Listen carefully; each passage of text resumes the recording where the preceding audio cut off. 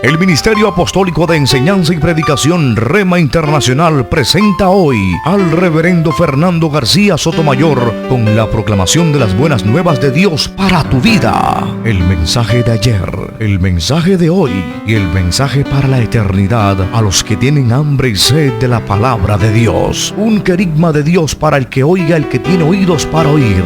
Escucha el dabar del Eterno a las naciones. Ahora es el tiempo para recibir el rema del Espíritu Santo a tu espíritu. Escuchemos con fe la memra del Señor para el alma. Todo es un regalo. Todo es un regalo.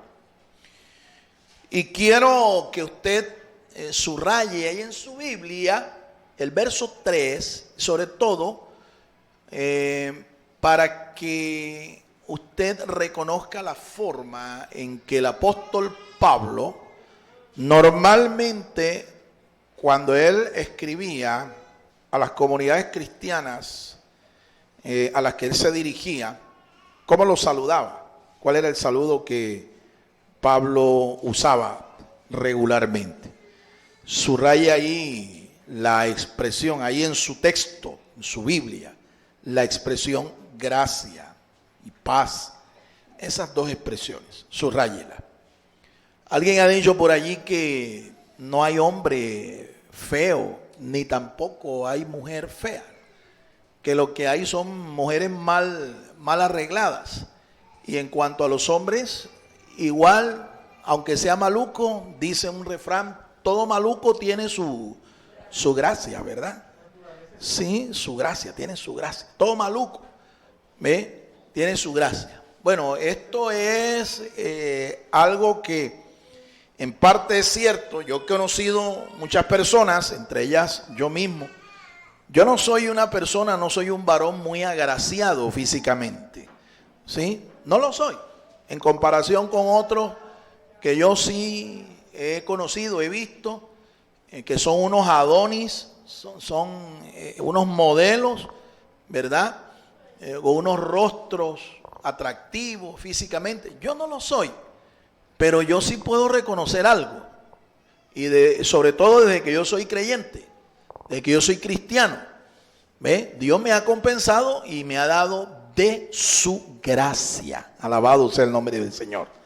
Así que si usted también se considera una persona poco atractiva físicamente, dele gracias al Señor porque Dios también ha derramado sobre usted su gracia. A su nombre. A su nombre. Gloria al Señor.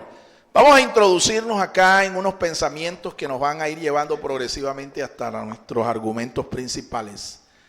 Y quiero que ponga mucha atención. Adelante. Muchos correos seguramente llegaron a la provincia de Galacia. Muchos mensajeros seguramente llegaron a la provincia con un mensaje para ser oído, pero nadie con seguridad pudo igualar al mensajero y al mensaje que llevó el apóstol San Pablo a estas tierras. Amén. Es Pablo quien se identifica aquí como el escritor de esta carta. También podemos ver que estos pasajes no solamente identifican quién es el autor, sino a quién va dirigido. Dice el texto que iba dirigido a una comunidad de iglesias. En el antiguo imperio romano, una comunidad de iglesias que estaba en la provincia de Galacia.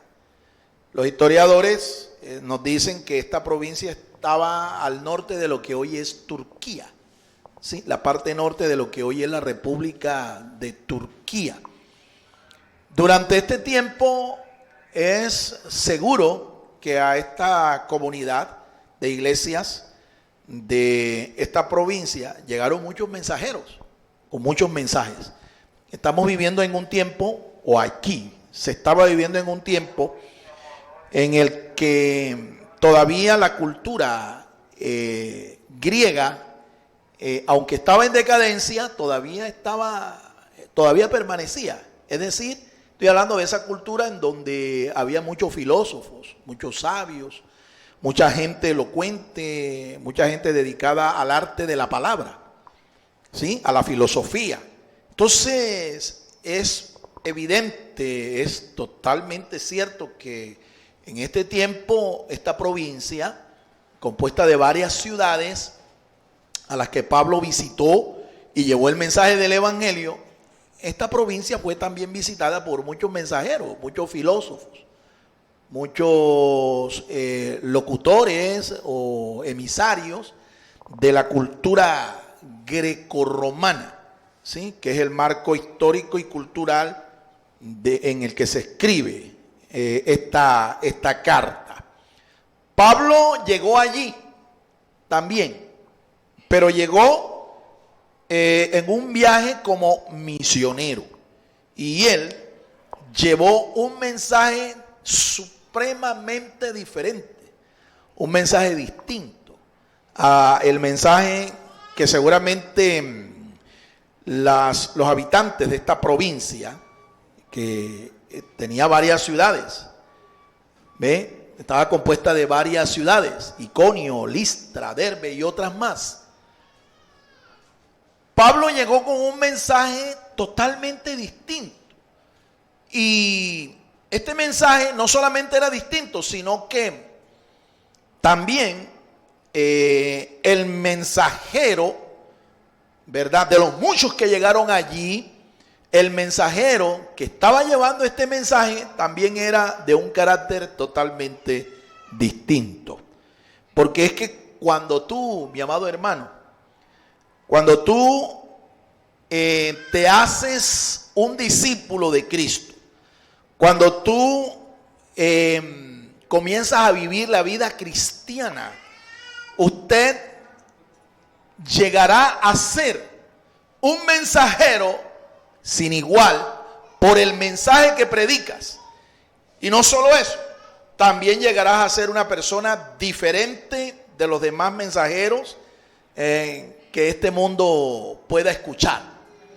Usted será una persona distinta, usted como mensajero, y lo será porque el mensaje que estás predicando también es un mensaje completamente diferente, un mensaje fuera de orden, un mensaje fuera de serie, un mensaje sin igual. Es el mensaje del evangelio de nuestro Señor Jesucristo.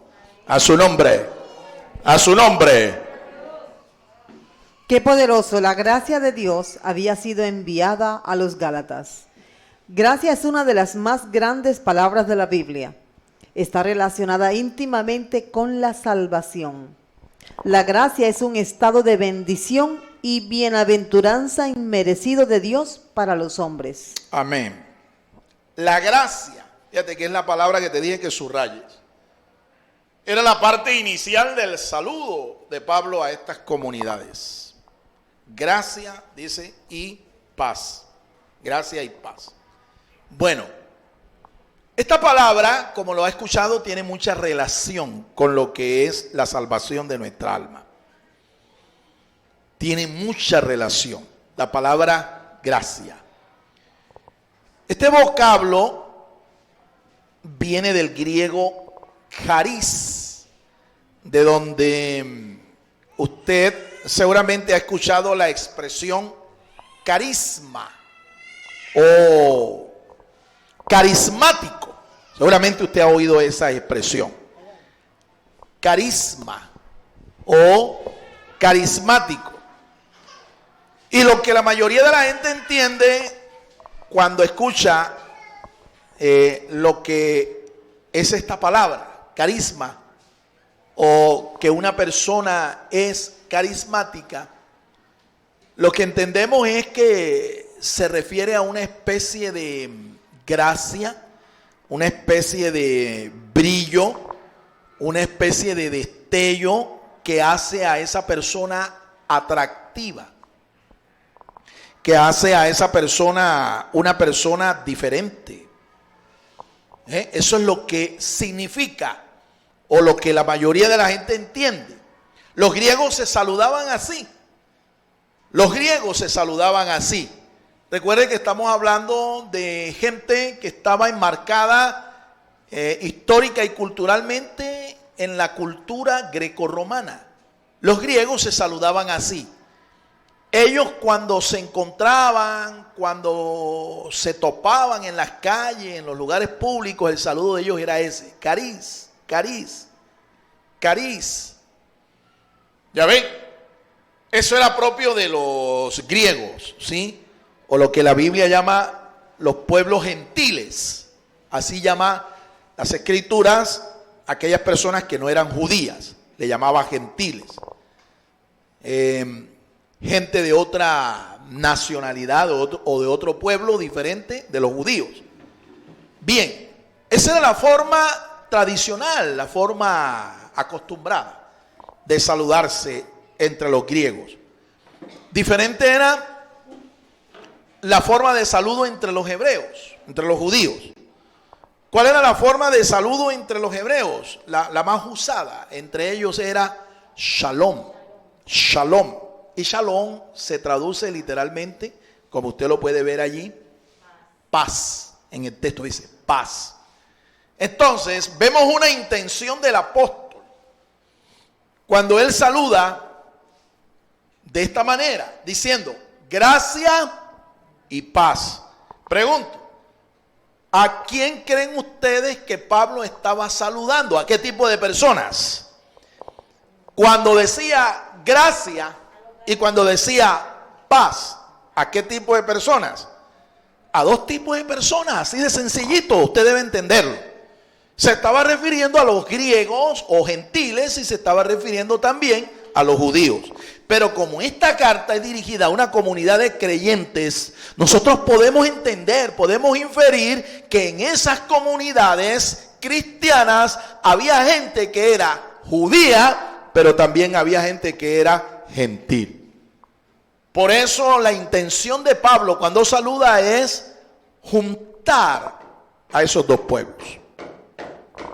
Juntar a esas clases de personas en un solo lugar, en un solo sitio, en una sola comunidad. ¿Cuál? La iglesia del Señor. La iglesia del Señor. Bien, ¿cuántos están entendiendo, hermano, lo que estoy tratando de explicarles? ¿Cuántos están entendiendo? Díganme un amén, díganme algo, porque si yo no escucho nada, yo aquí me voy a hacer la idea de que estoy hablándole aquí a los ángeles del cielo. A su nombre. A su nombre. Gloria a Dios. Aunque yo sé por las escrituras que los ángeles del Señor se sientan a escuchar a los ministros de la palabra de Dios, a los ministros del reino. Porque la sabiduría y las cosas que Dios pone en el corazón de un siervo de Dios, que son relativas al reino de Dios, los ángeles no la saben, no la conocen, no lo saben. Pero yo quiero que sean los hermanos, ¿no?, los que entiendan el mensaje en el día de hoy. Yo quiero que sean ustedes, ¿sí?, los que entiendan. Pablo, cuando envía este saludo de esta manera, tiene un propósito: saludar, unir en una sola comunidad, en un solo pueblo, a judíos y a gentiles. Obviamente se debe entender que esta comunidad y esta carta es dirigida a gente que es cristiana. ¿Cuántos son cristianos acá? Entonces Dios nos está hablando hoy por medio de este mismo saludo. Dios te está diciendo lo mismo, te está diciendo gracia y paz, porque tú eres parte del pueblo de Dios. Somos parte de la iglesia de Jesucristo. A su nombre. También es el nombre con que se designa un período de tiempo o dispensación en el cual Dios trata con el hombre y que culminará para dar paso a un tiempo de juicio y tribulación sobre la tierra. Amén. Dice la Biblia que Dios trata con el hombre a través de toda la historia de la humanidad. La Biblia enseña eso. Dios trata con el hombre. Y esos tratamientos de Dios con el hombre no siempre se han dado con las mismas reglas, ¿sí? No siempre se han dado de la misma forma. Y tampoco esos tratos de Dios, esos tratamientos de Dios con la raza humana se han dado de la misma manera, de una forma continua, y siempre ha sido así. No. A esos periodos de tiempo en los que Dios ha tratado con el hombre se le llaman dispensaciones. ¿Qué es una dispensación? Un periodo de tiempo, un periodo de la administración de Dios en el que Dios trata con el hombre por medio de unas reglas específicas. Esas reglas específicas están contenidas en lo que se llaman pactos, unos convenios. ¿Cómo se llama la dispensación actual que la iglesia de Jesucristo está viviendo? ¿Cómo se llama? Se llama la dispensación de la gracia. La dispensación de la gracia. Y la Biblia nos enseña que son 7 las dispensaciones que allí están reveladas por Dios en su santa palabra. ¿Cuántas dispensaciones? 7. 7 dispensaciones, y estamos viviendo actualmente bajo la dispensación de la gracia. Después de esta dispensación vendrá otra. No sabemos cuándo va a terminar. Eso es otra cosa que tampoco la Biblia nos lo deja ver con claridad. ¿Cuánto dura cada periodo administrativo de tiempo? ¿Cuánto dura cada dispensación? Esta ya lleva 2000 años y más. Lleva 21 años. 2021 años. Pero no sabemos cuánto más va a durar. Lo que sí sabemos es que cuando termine, y va a terminar, entrará otra. Vendrá un tiempo de juicio que la Biblia llama la gran tribulación. Ese periodo de tribulación es un tiempo de juicio, no es una dispensación, es un tiempo de juicio. Y después de ese periodo de juicio, que durará unos 7 años, vendrá entonces sí una dispensación. Se llama la dispensación del reino, la dispensación del milenio, porque va a durar unos 1000 años, según dice la palabra de Dios. Entonces, está claro, eso está en la Biblia enseñado. Cada cristiano, cada creyente debe saber eso. ¿Me entiende? Porque esto le da a usted esperanza. Es para el porvenir. Usted sabe que ya Dios todo lo tiene planeado, que a Dios no se le va a escapar nada, que nada está sucediendo como por casualidad o al azar. No, todo está ocurriendo ahora tal cual Dios lo ha planificado. Hay esperanza. El reino de Dios va a venir. Y esa será la dispensación que sigue después de la gracia. Durante esta dispensación, Dios nos ha manifestado esta gran virtud de Él y lo ha llevado a manifestar de una manera plena. Siempre ha habido gracia en la Biblia de parte de Dios, siempre. Siempre ha habido gracia.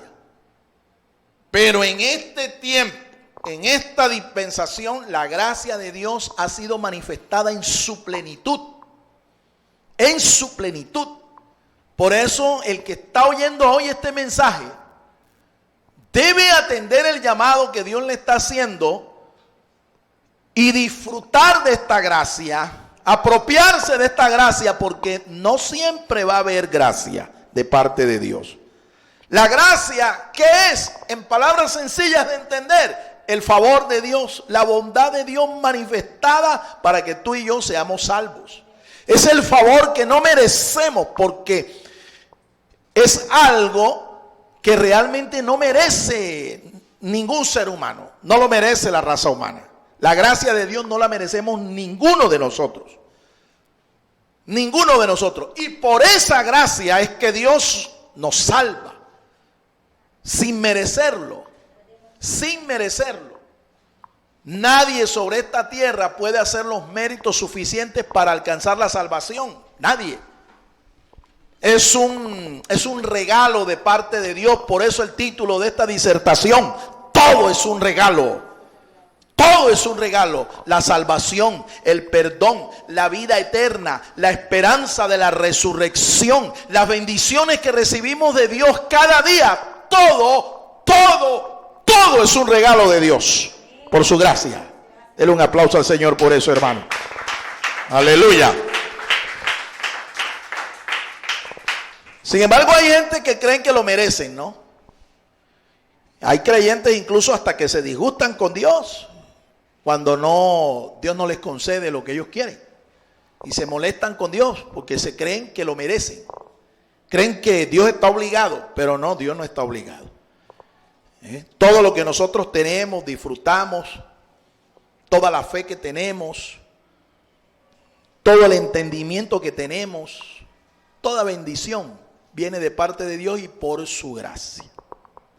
Continuamos. Los Gálatas gozaron de la gracia. San Pablo se los reveló al escribirles por la inspiración del Espíritu Santo esta epístola. En ella vemos claramente claros aspectos de la gracia divina. Primero. Bien. Vamos a ver 3 aspectos que con claridad el apóstol aquí expuso acerca de la gracia de Dios. 3 aspectos. Claramente el apóstol los expone aquí en esta carta y en especial en este texto de la carta. El primero de estos aspectos tiene que ver con el origen de la gracia. El origen. ¿De dónde viene la gracia? ¿Cuál es su origen? Número 2. El valor de la gracia. El valor que tiene esta gracia. Y número 3. Consecuencias del rechazo o aceptación. Hay unas consecuencias que se desprenden inevitablemente de aceptar la gracia o de rechazar la gracia de Dios. Hay unas consecuencias que se desprenden si se acepta la gracia o por el contrario si se rechaza. Estos son nuestros 3 puntos sobre los cuales vamos a basar esta argumentación para esta disertación. Vamos a enfocarnos entonces en el primero, el origen de la gracia. El origen de la gracia. Dios el Padre es la fuente de toda gracia. ¿De dónde viene entonces la gracia? De Dios el Padre. Dios nuestro Padre. Él es la fuente de toda gracia. Entonces aquí debemos cambiar un poco la imagen que algunos tienen de Dios. Algunos creen que Dios es un viejito que está sentado. Dios el Padre es un viejito que está sentado por allá, por las orillas del universo, de larga barba blanca, cabello blanco, cano, ¿verdad? Una especie de anciano de muchos días, con un látigo en la mano, sentado en su trono, mirando a ver quién peca para castigarlo, para reprenderlo y mandarlo al infierno. Esa es la imagen que muchos tienen de Dios como Padre. Pero aquí lo que estamos escuchando es que toda gracia viene de Él, viene del Padre. Fíjate. La fuente, el origen de esa gracia es de Dios el Padre, no es de Dios el Hijo, no es de Dios el Espíritu Santo, no, es de Dios el Padre. Por eso es que nuestro Padre, entonces, la imagen que Él refleja en su palabra es la de un Padre bondadoso, de un Padre amoroso, de un Padre bueno, de un Padre que es galardonador de los que le buscan, de un Padre del que desciende toda buena dádiva y todo don perfecto. Un Padre soñado, como lo interpreta uno de nuestros salmistas actuales, el Padre que siempre soñé, el Padre que siempre anhelé. Lastimosamente, el cuadro que muchos hoy tienen de lo que es la paternidad, de lo que es ser un padre, no es el mejor cuadro. No es el mejor cuadro.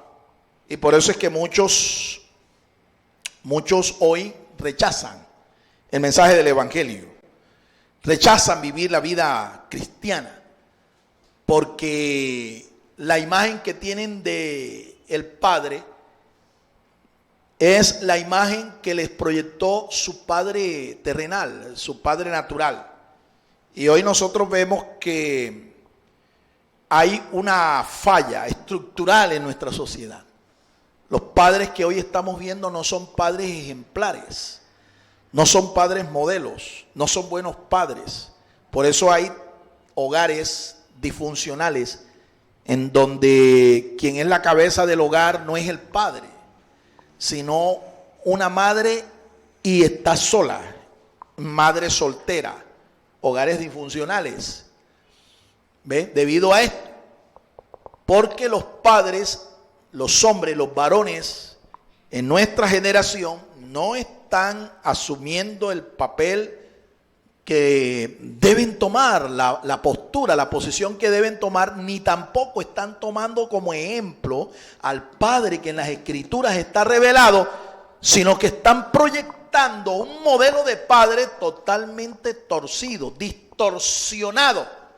Entonces, ¿cuál es el resultado? Se levantan hogares disfuncionales, hijos mal formados con un carácter totalmente torcido, que van a perpetuar este mismo modelo de paternidad por generaciones. Qué bueno es que usted entienda cómo es el Padre que en las Escrituras se revela. Un Padre que es la fuente de toda gracia. A su nombre. Dios el Padre la derramó a todos los hombres. Gálatas 2:9. Él la derramó. Él no la retuvo.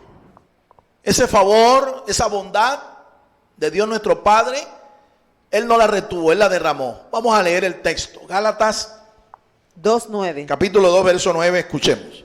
Y cuando percibieron la gracia que me había sido dada, Jacobo, Pedro y Juan, quienes tenían reputación de ser columnas, nos dieron a Bernabé y a mí la mano derecha en señal de compañerismo, para que nosotros fuésemos a los gentiles y ellos a los de la circuncisión. En este pasaje Pablo está dando testimonio de una visita que hizo a Jerusalén después de su primer viaje misionero. Pablo era un misionero del cristianismo que empezó a propagar el mensaje del evangelio por todo el mundo gentil conocido. Luego que hacen su primer viaje, Saulo, era su nombre judío, que posteriormente fue cambiado a Pablo, llega a Jerusalén a rendir cuentas al pastor de la iglesia y a los dirigentes de la iglesia allá en Jerusalén. Estando allí, él da el testimonio de lo que Dios había hecho con ellos, con Bernabé, su compañero, cómo el evangelio se había predicado en comunidades no judías y cómo muchos gentiles no judíos se habían convertido al Señor. Pero había un problema que había que resolver. La dieta de los nuevos creyentes no era como la dieta del judío. Es decir, los gentiles, como hoy todos los gentiles que no conocen al Señor, hacen. ¿Qué comen? Comen de todo. ¿Ve? Comen rata, comen culebra, comen sapos, comen murciélagos, comen de todo. ¿Me entiende? Ese era el mismo problema que se estaba presentando acá. Los judíos no. Entonces había un choque. Y ese problemita había que resolverlo. Lo resolvieron, gracias al Señor. Lo resolvieron. Escribieron una carta y con la dirección del Espíritu Santo, esta carta la hicieron después extender por todas las comunidades que no eran judías, que se estaban convirtiendo en el Evangelio. Pero algo aquí, hay un detalle que Pablo dice en este pasaje que hemos leído. Vamos a leerlo nuevamente para que vean ustedes y capten cuál es el detalle que tiene que ver con la gracia. Y cuando percibieron la gracia que me había sido dada, hasta allí. ¿Quiénes? Dice que los dirigentes a los que Saulo, Pablo y Bernabé estaban rindiéndole cuenta, percibieron la gracia que había en ellos. Percibieron la gracia. O sea, mi amado hermano, es lo que he dicho desde el principio. Pablo no era un hombre agraciado físicamente. Dicen los historiadores que Pablo era un hombre de baja estatura, ¿Ve? Con piernas semi-encorvadas. Era paticurvo. ¿Ve? Además de eso, tenía una nariz larga. ¿Me entiende? Y aparte de eso, tenía una enfermedad en los ojos que lo hacía repulsivo. Lo hacía repulsivo, lo hacía detestable. Tenía una enfermedad en los ojos horrible. Sin embargo, dice el apóstol, cuando ellos percibieron la gracia de Dios en mí, la gracia que me había sido dada, bueno, ahí dice el texto que le extendieron la mano, aprobaron con eso el ministerio de los gentiles, y ellos salieron de allí gozosos, avalados, respaldados por la autoridad de la iglesia. ¿Qué es lo que esto significa? ¿Qué es lo que tú debes entender? Que a pesar de su apariencia física, los líderes de la iglesia, los mentores de la iglesia, las autoridades de la iglesia en Jerusalén, notaron algo en Pablo que lo hacía atractivo, lo hacía un compañero, o sea, una persona confiable, una persona carismática. ¿Qué fue lo que notaron entonces ellos en Pablo? La gracia de Dios, la gracia de Dios. Notaron la gracia de Dios. Aquí hay algo entonces en lo que tú también tienes que reflexionar. ¿Se nota la gracia de Dios en mí? Se nota. La gente puede darse cuenta que yo soy diferente. La gente puede darse cuenta de que yo tengo algo que es distinto. ¿Atraigo yo a la gente a pesar de mi apariencia física que no es muy atractiva? ¿Será que yo atraigo a la gente? Mira, si esto no está ocurriendo en ti, si la gente no está percibiendo la gracia de Dios en ti, es que te falta más gracia de Dios. Tienes que pedirle a Dios, Señor, dame más gracia. Dame más de tu gracia. Porque esto es lo que a mí me va a hacer atractivo. Me va a hacer una persona diferente, una persona distinta. Alabado sea el nombre del Señor. Para ser dignos de la gracia del Padre, se necesita reconocer con humildad nuestra pobreza espiritual. Amén. ¿Escuchó eso? ¿Cómo yo hago para que la gracia de Dios se manifieste en mí abundantemente? ¿Cómo? Yo debo acercarme a Dios con humildad. ¿Me entiende? Debo acercarme a Dios con humildad y rogarle a Él, Señor, derrama de tu gracia en mí. Derrámala. Un carácter humilde delante de Dios nos conviene a todos. ¿Sabes por qué?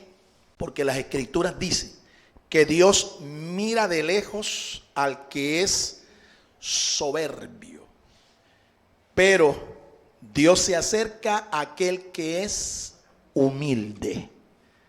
Dios se acerca al que es humilde, pero mira de lejos a aquel que es arrogante, que es altivo.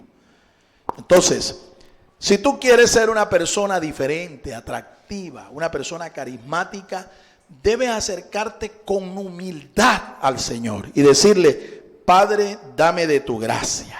Lléname de tu gracia, satúrame de tu gracia. Señor, hazme un receptor de tu gracia. Alabado sea el nombre del Señor. Me acuerdo de una hermanita. Ellos eran personas que no tenían muchos recursos financieros.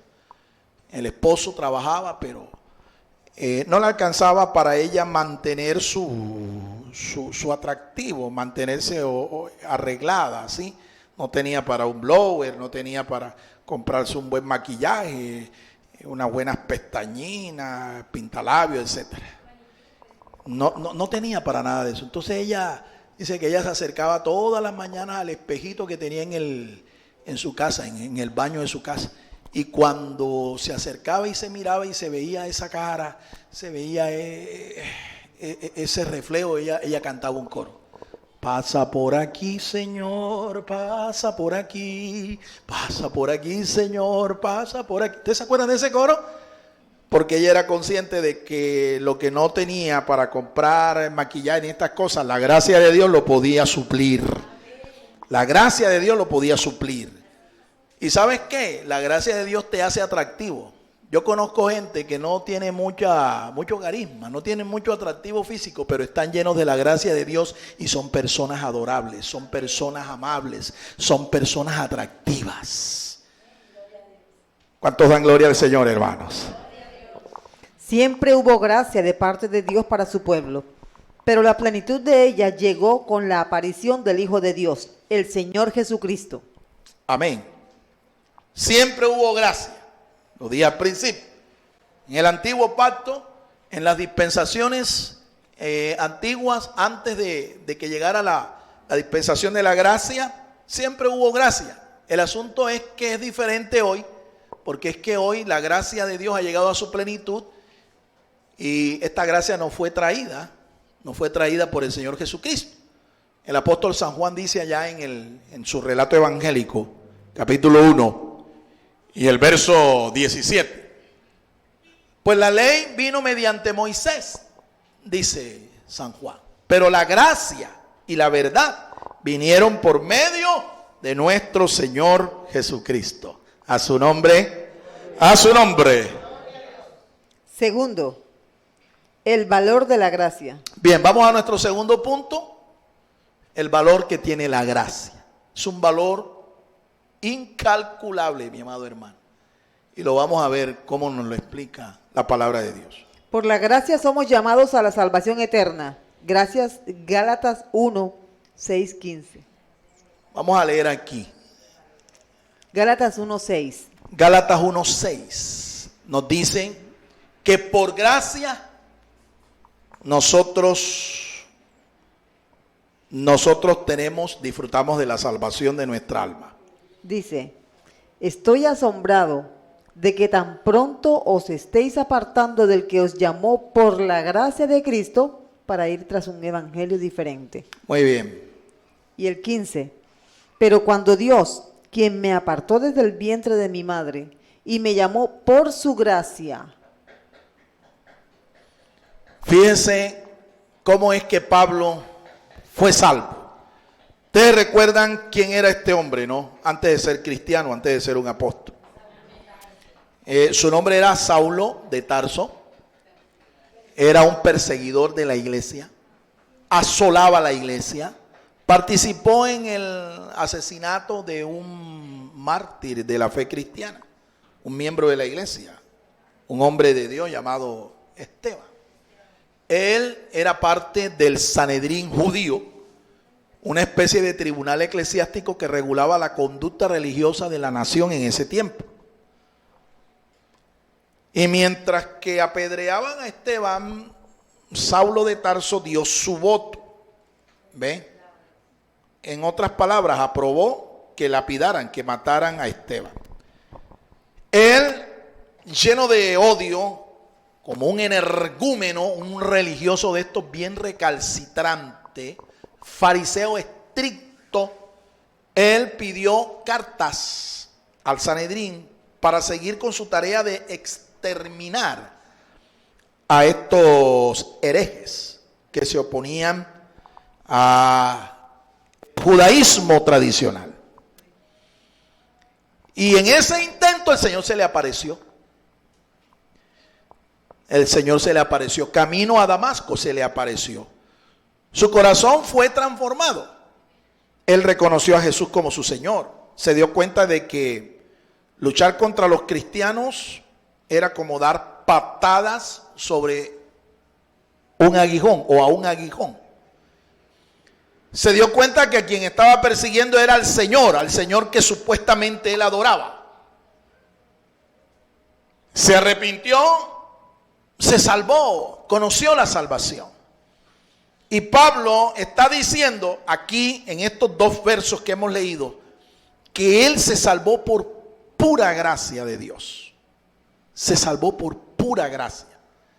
Más tarde él da testimonio que él es el primer pecador, en el sentido de que siendo él un perseguidor del cristianismo, el Señor lo llamó, ¿ve? En su ignorancia el Señor lo llamó y lo salvó, lo perdonó y lo hizo un apóstol, lo envió a predicar este mensaje que antes perseguía. Entonces, Pablo da testimonio de que su salvación fue por pura gracia. No fue por ningún mérito. ¿Ve? No fue porque él fuera una persona celosa en su religión. No, se salvó por pura gracia. Yo me acuerdo aquí de una expresión que aquí en nuestro medio se dice mucho, se habla mucho. Claro, ya no lo escucho ya mucho porque la generación de hoy ha adoptado un vocabulario nuevo, un vocabulario diferente. Pero yo antes escuchaba mucho esta expresión. Oye, yo aquí estoy vivo o me salvé de pura ¿qué? A ver si usted lo recuerda. De pura chiripa. Me salvé de un chiripón, de pura chiripa. Bueno, cuando nosotros hablamos de que la salvación es por gracia, estamos hablando de que nosotros, tú y yo, todos los que hoy somos salvos, todos los que hoy somos cristianos, somos salvos de pura chiripa, de un chiripón. ¿Me entiende? Un chiripazo. Explico a los que nos están viendo en otros países del mundo que esta es una expresión muy coloquial para referirse de que fuimos salvados, fuimos preservados por Dios de una manera que no la merecíamos. ¿Sí? Ni la esperábamos. Ni tampoco la esperábamos. ¿Ve? Saulo de Tarso no esperaba esto. Te lo aseguro. Cuando yo fui salvo en el año 1982 tampoco esperaba esto. Y todos los que están aquí te pueden dar el mismo testimonio. Ninguno de los que estamos aquí fuimos salvos porque yo lo premedité, yo lo planeé, yo lo busqué. No, fuimos salvos, mi hermano, sin planearlo. De pura chiripa, por pura, dígalo, gracia. Amén. Por la gracia supera la ley mosaica. Gálatas 2:2. Supera a la ley mosaica, porque cuando Dios dio la ley mosaica, vamos a leer el texto. Gálatas 2:2. Pero subí de acuerdo con una revelación y les expuse el evangelio que estoy proclamando entre los gentiles. Esto lo hice en privado ante los de reputación para asegurarme de que no corro ni he corrido en vano. Sigamos leyendo, el verso 3 también. Sin embargo, ni siquiera Tito, quien estaba conmigo siendo griego, fue obligado a circuncidarse. Amén. Pablo está dando testimonio aquí de que la gracia de Dios, como tal, la gracia de Dios es superior a la ley mosaica. La ley mosaica fue dada para que el pueblo de Israel fuera instruido, fuera madurado espiritualmente hasta la venida del Mesías. El Mesías iba a venir cuando ya ellos fueran enseñados, fueran espiritualmente ya hijos adultos, hijos crecidos en la fe. Y entonces tenían que dejar la instrucción del ayo, que era la ley, y escuchar de ahí en adelante, ya como hijos adultos, como hijos mayores, la gracia del Señor. En este sentido tenemos que interpretar también de que en la Biblia se enseña que la ley es un pacto, un convenio, ¿ok? Un convenio. Y que la gracia también es otro pacto. ¿Ve? Pero entre los dos pactos hay uno que es superior al otro. La Biblia nos enseña que el pacto de la gracia es superior al pacto de la ley. ¿Quién dio o quién fue el mediador de ese pacto antiguo de la ley dado al pueblo de Israel? ¿Quién fue ese mediador? ¿Quién lo recibió allá en el monte Sinaí? Moisés.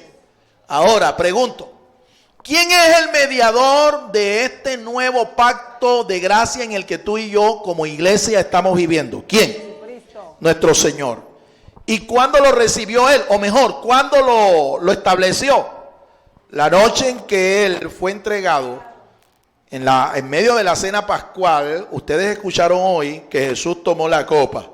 Tomó la copa, una de las copas de la cena pascual normal, entre ellos los judíos, y levantó la copa y dijo, esta copa, ¿qué fue lo que dijo Él? es el nuevo pacto. En ese momento Él estableció el pacto. Un nuevo pacto, un pacto renovado con todo aquel que era creyente. Lo hizo con sus discípulos. Y hoy tú y yo estamos bajo ese pacto porque al igual que ellos somos creyentes en Jesús de Nazaret. Y todo el que es creyente en Jesucristo está bajo ese nuevo pacto. Este nuevo pacto es superior. ¿Por qué? Si tú lees la carta a los Hebreos, te vas a dar cuenta de que el mediador es superior. Cristo, nuestro Señor, es superior a Moisés. La ofrenda o el sacrificio con el que se selló este pacto es superior. Las ofrendas con las que se sellaron o con las que se selló el pacto mosaico eran ofrendas de animales. Ofrendas de animales limpios. Pero la ofrenda, el sacrificio que selló el nuevo pacto es superior. Fue nada más y nada menos que la vida, la misma vida del Señor Jesucristo. A su nombre. A su nombre. Entonces, estas cosas son las que hacen que el pacto de gracia bajo el cual tú y yo estamos es superior al antiguo. Superior al antiguo, el pacto de la ley. Bueno, entre otras cosas, hermanos, si usted está entendiendo esto, le cuento que usted está disfrutando de una vianda espiritual. Usted está disfrutando de una vianda, de doctrina sólida. Y yo creo que ya es tiempo, esta congregación tiene ya más de 10 años. Y es tiempo de que usted ya deje de estar recibiendo los principios elementales de la fe. Deje de estar tomando tanta lechita espiritual y comience a disfrutar de vianda sólida. Doctrina sólida, doctrina firme, que le va a hacer madurar en la fe que es en Cristo Jesús. A su nombre, a su nombre. La gracia es un don de Dios que no merecemos. El medio para alcanzarla es teniendo fe en la obra de nuestro Señor Jesucristo. Amén. Tercero. Es ¿qué? Un don de Dios que no merecemos. ¿Y cómo lo alcanzamos? Por medio de la fe. ¿Pero la fe en quién? En Jesús. ¿Y en qué? ¿Fe en qué? Específicamente ¿en qué? ¿En qué? Fe en la obra que Jesús hizo en la cruz del Calvario. Fe en lo que Él hizo. ¿Y qué fue lo que Cristo hizo en la cruz del Calvario, hermano? Murió por nosotros, murió por ti y por mí. Él fue nuestro sustituto allí, en la cruz del Calvario. A su nombre, a su nombre. ¿Por qué no le damos un aplauso al Señor en esta mañana? Aleluya.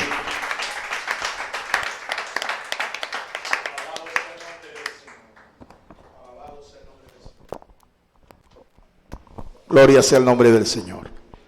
Continuamos. Tercero. Tercero. Consecuencias del rechazo o aceptación de la gracia. Mira lo que se desprende de aceptar o rechazar la gracia de Dios. Rechazar la gracia es equivalente a rechazar la oferta de salvación en Cristo. Gálatas 5:4. Vamos a leer el texto. Cuando tú rechazas la oferta de la gracia de Dios. Gálatas 5:4.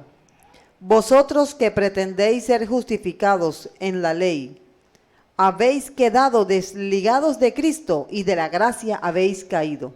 ¿Escuchó eso? Había un problema entre los creyentes de la provincia de Galacia. Y era que ellos estaban siendo visitados por unos maestros del judaísmo que estaban enseñándoles a ellos que no bastaba solo con recibir a Cristo como Señor y Salvador, sino que ellos tenían que circuncidarse el prepucio y someterse a los mandamientos de la ley mosaica. Y muchos creyentes de estas comunidades se estaban volviendo atrás. Después de haber sido salvos por la gracia del Señor, haber aceptado el evangelio de la salvación de nuestro Señor Jesucristo, se estaban volviendo atrás. ¿Ve? Se estaban volviendo atrás. ¿Ve? En otras palabras, estaban haciéndole caso a estos maestros. Y algunos estaban circuncidando el prepucio y volviéndose a las tradiciones legalistas del judaísmo. Entonces Pablo los exhorta, ¿ve? Y les dice, si ustedes siguen haciendo eso, se está refiriendo a aquellos que estaban retrocediendo, se estaban volviendo.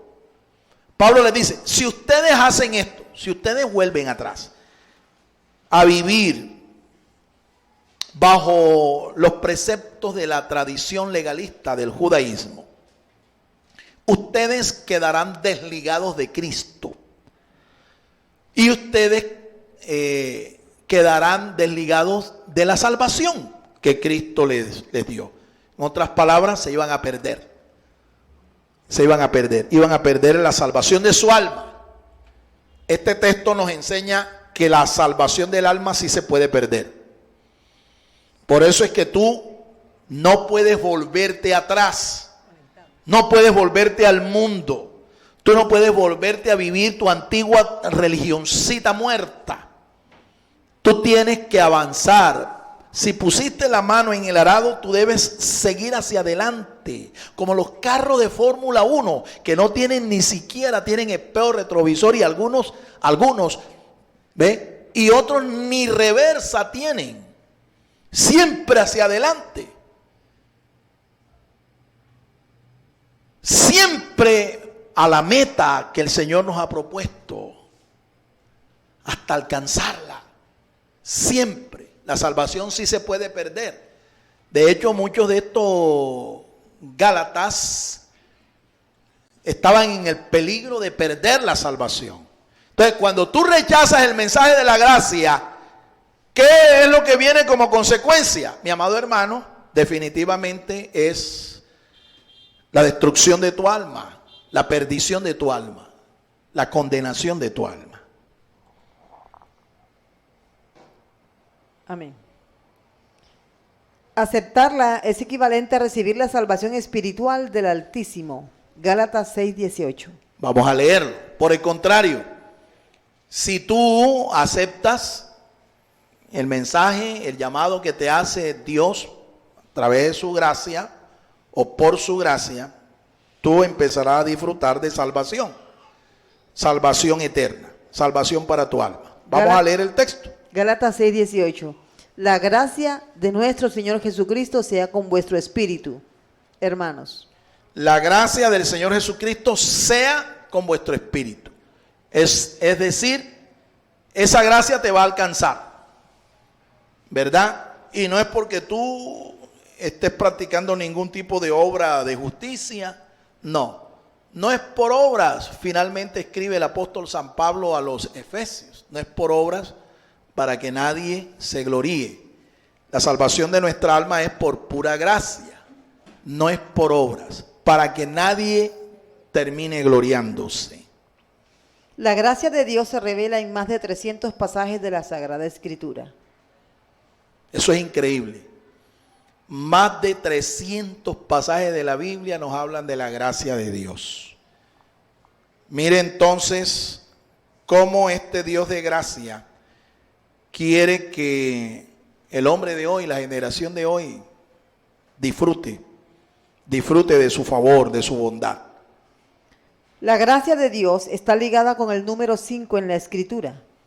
¿Con qué número está ligada la gracia? ¿Qué número? 5. Y escúchalo por qué. Pentateuco. El Pentateuco. ¿Qué es el Pentateuco? ¿Cuántos libros componen el Pentateuco? 5. El Pentateuco es también llamado la Torá, símbolo de la palabra de Dios. 5 libros. 5 libros. Las ofrendas. ¿Cuántas ofrendas? Usted escuchó ahora a la pastora Teresa decir, ¿cuántas ofrendas el Señor les enseñó a ellos, les instruyó a ellos para que se acercaran a Él, le adoraran? ¿Cuántas ofrendas eran? ¿Cuántos tipos de ofrendas? 5. 5 tipos de ofrendas. ¿Será casualidad? ¿Por qué no 6 o 7? ¿Por qué 5? ¿Qué era una ofrenda? Una forma de acercarse a Dios para lograr alcanzar su favor. su gracia. 5 tipos de ofrenda. Hay otro argumento más. Los títulos dados a Jesús en Isaías 9:6. Vamos a leer Isaías, libro del profeta Isaías, capítulo 9, verso 6. Ese profeta es inspirado por Dios para hablar acerca del futuro Mesías que habría de venir, nuestro Señor Jesucristo. Y él aquí, en este texto, Isaías capítulo 9, verso 6, le atribuye al Señor una serie de títulos. Miremoslo, vamos a leer el texto. Isaías 9:6. Porque un niño nos es nacido, un hijo nos es dado, y el dominio estará sobre su hombro. Se llamará su nombre Admirable Consejero, Dios Fuerte, Padre Eterno, Príncipe de Paz. En la traducción de Reina y Valera del 60 se ve un poco con más claridad que aquí el profeta Isaías le da a él 5 títulos, 5 nombres. Admirable. Admirable, 1. Consejero. Consejero, 2. Dios Fuerte. Dios Fuerte, 3. Padre Eterno. Padre Eterno, 4. Príncipe de Paz. Príncipe de Paz. ¿Cuántos títulos? 5. ¿Por qué no 6? ¿Por qué no 7? Te voy a decir por qué. Porque es que en él se iba a derramar la plenitud de la gracia del Señor. Eso lo dice también el salmista David, allá en el Salmo 45. Sobre ti, sobre tus labios se derramó la plenitud de la gracia de Dios. Entonces no es casualidad, en la Biblia no hay nada escrito por casualidad. Hay otro argumento. Las perforaciones hechas en el cuerpo de Jesús. Las perforaciones que Jesús recibió en su cuerpo, ¿cuántas fueron? Cuéntelas. 2 en los pies, en ambos pies. Sus pies fueron clavados al madero, sus 2 pies. 2 en las manos. ¿Cuántas van? Y falta una más. ¿Dónde fue perforado él también? Aquí en el costado. Ahí del lado derecho, izquierdo de su corazón. 5 perforaciones. Oye, ¿y por qué no 7 o 10 o 2? Porque es que 5 está asociado con la gracia de Dios, el favor de Dios, la bondad de Dios.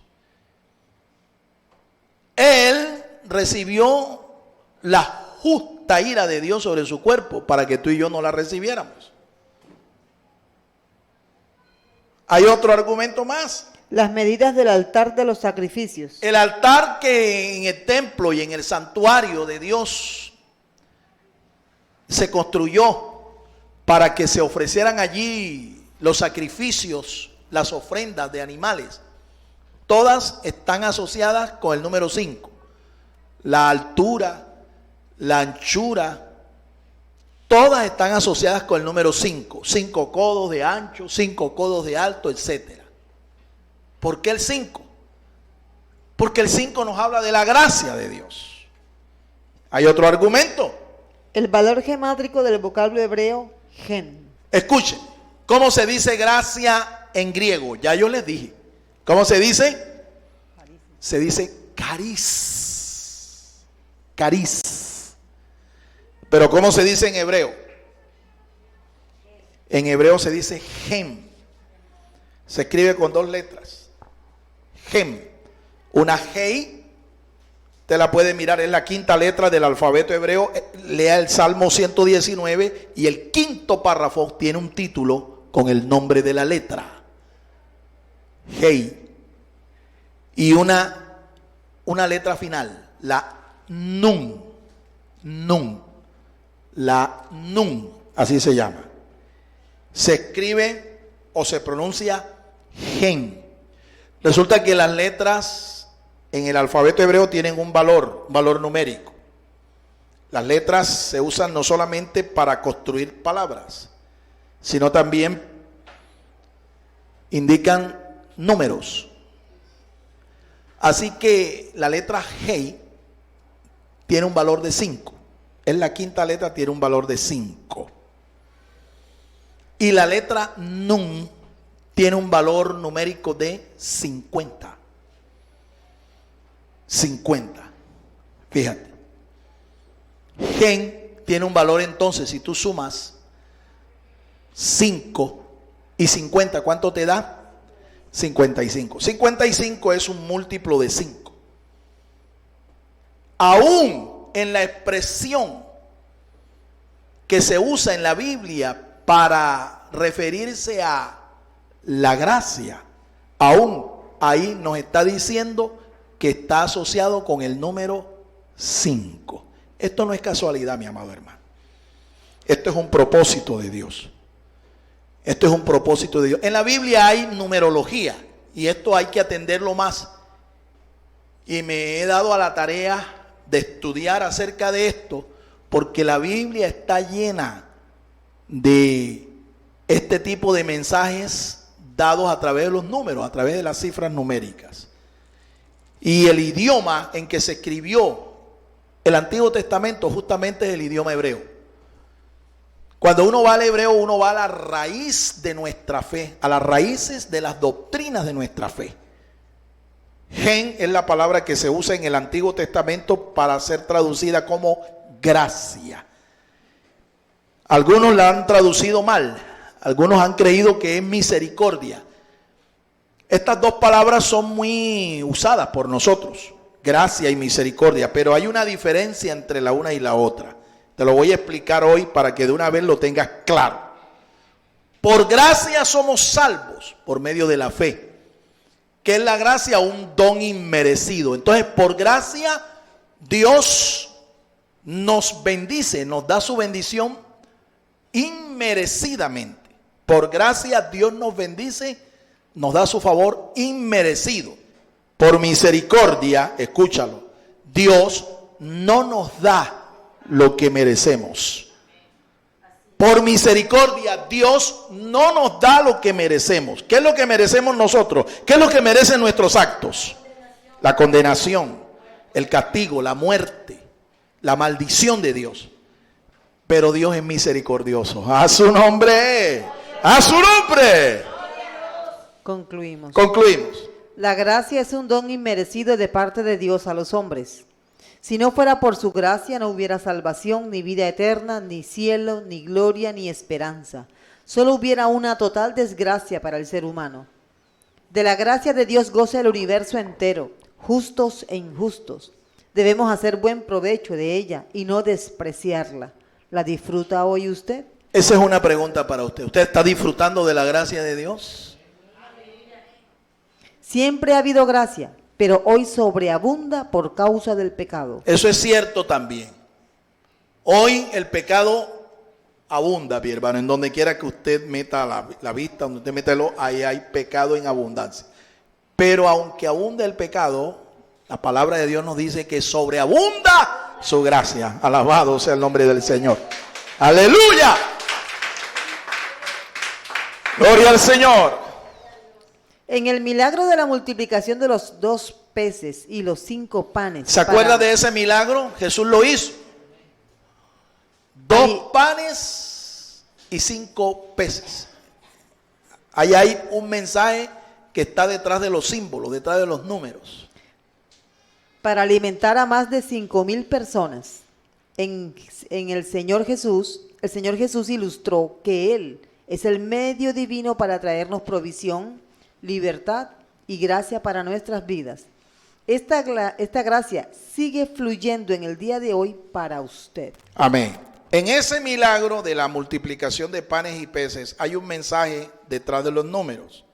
Fíjense cuántos panes eran. ¿Cuántos panes eran? 5. ¿Y te das cuenta? 5. Estamos hablando que 5 es un número que está asociado con la gracia. ¿Y cuántos peces habían? 2 peces. Resulta que la palabra pez en arameo,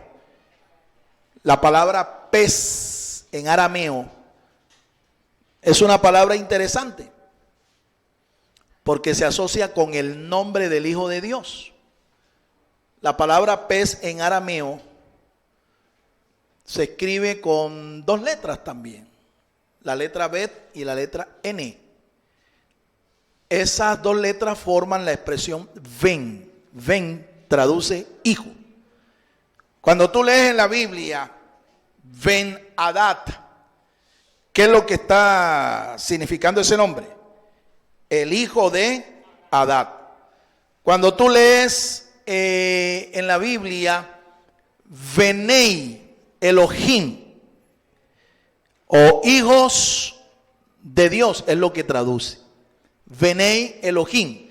El nombre del ministerio de los varones acá, Benei Salem. ¿Qué es lo que eso significa? Los hijos de Salem. Salem es la raíz de la palabra paz en hebreo. Los hijos de paz. Ese es el nombre del ministerio de los varones. Jesús es el Hijo de Dios. Es el Ben Elohim, el Hijo de Dios. Cuando él hizo ese milagro, agarró 2 peces. 2 peces. Y 5 panes.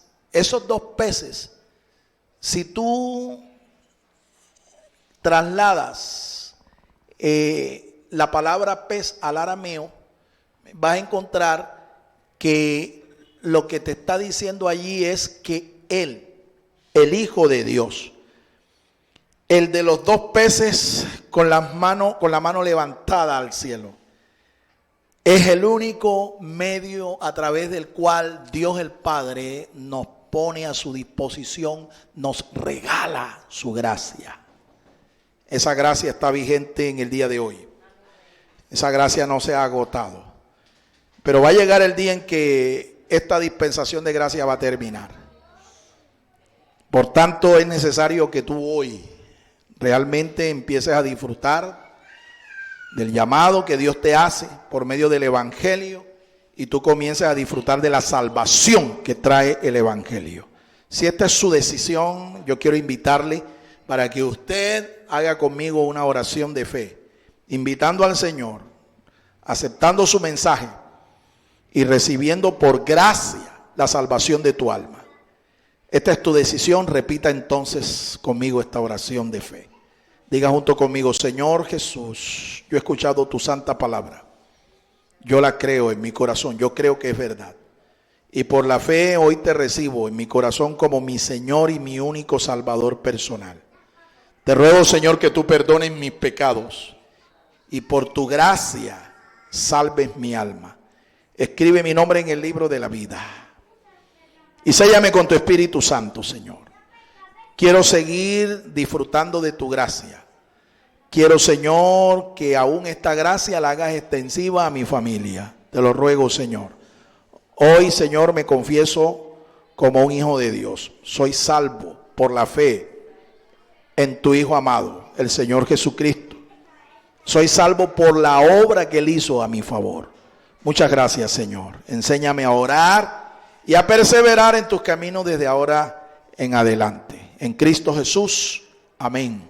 Amén y amén.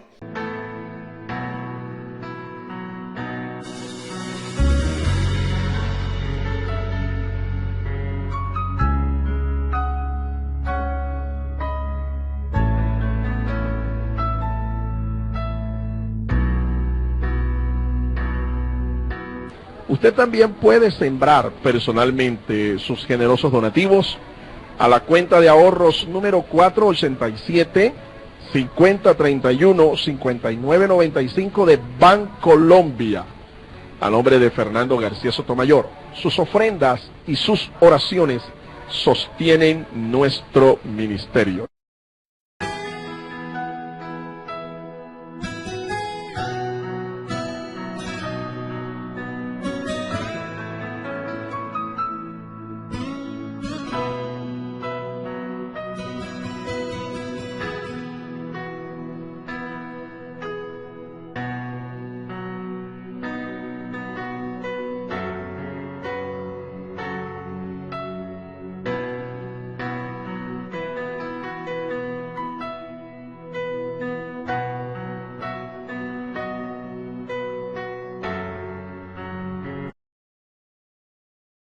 El Ministerio Apostólico Rema Internacional pone a disposición esta predicación. Ofrecemos ministración a simposios, seminarios, campañas evangelísticas, educación globalizada sana y de carácter interdenominacional. Escríbanos a ministerioremainternacional@gmail.com o llámenos al celular 316-270-7181.